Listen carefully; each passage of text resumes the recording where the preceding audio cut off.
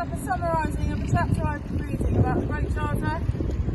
It's a summary right here with these ones. It says, the rights of the Welsh who have been oppressed are at the same future period to be determined and recognised.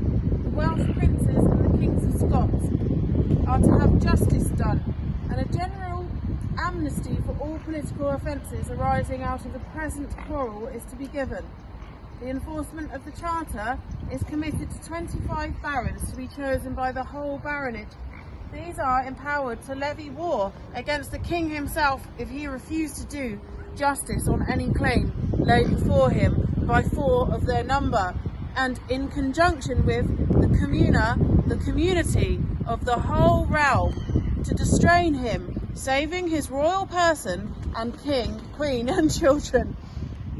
The last clause contains the enacting words, "We will and firmly enjoin," and the oath to be taken on the part of the king and on the part of the barons, that all these articles shall be observed in good faith and without evasion of their plain construction.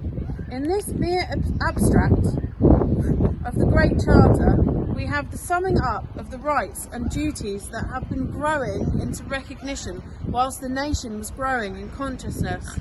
The Communa Totius Terrae, which is to join with the 25 barons in the execution of the Charter, has at last entered upon its career of constitutional life.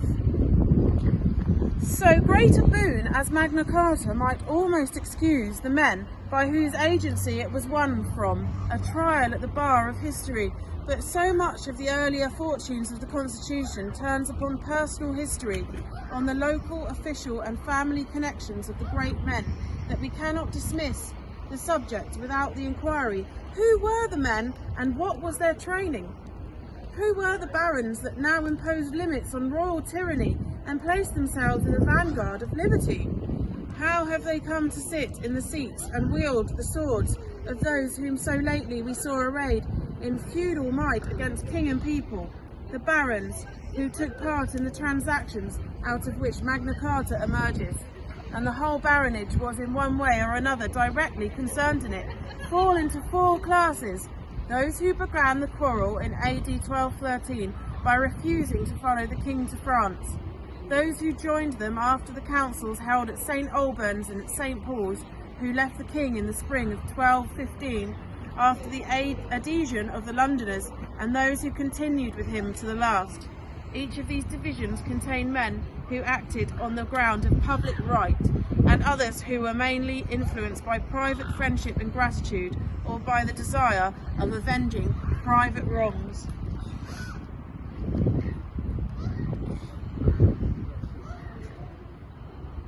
That wasn't actually a summary I was looking for, but I can carry on. The first class, seeing as we are in the north a bit, we're in the Midlands, the first class was chiefly composed of the North Country barons, the Northumbriani, Norrenses, Aquilonars of the chroniclers. No list of them is given, but they can easily be distinguished in the roll of chiefs enumerated by Matthew Paris in connection with the assembly at Stamford. They are Eustace de Vesci, Richard de Percy, Robert de Ross, Peter de Bruce, Nicholas de Stuteville, William de Mowbray, Simon de Combe, Gilbert de Laval, Oliver de Vaux, John de Lacy, the Constable of Chester, and Thomas of Moulton. All these are well-known names in the north. Many of them appear in Domesday, but with the exception of Mowbray and Lacy, not among the greater tenants-in-chief at the time of the survey. They had sprung into the foremost rank after the fall of the elder house of Mowbray, and many of them had done service under Richard de Lucy and Ranulph Glanville in the defence in the north.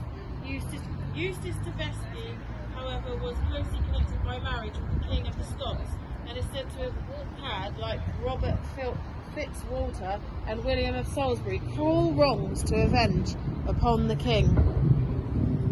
I'll carry on another time. This wasn't actually supposed to be the thing, so it's quite a long chapter. I hope you enjoy our explanation behind the Great Charter. Hi dude.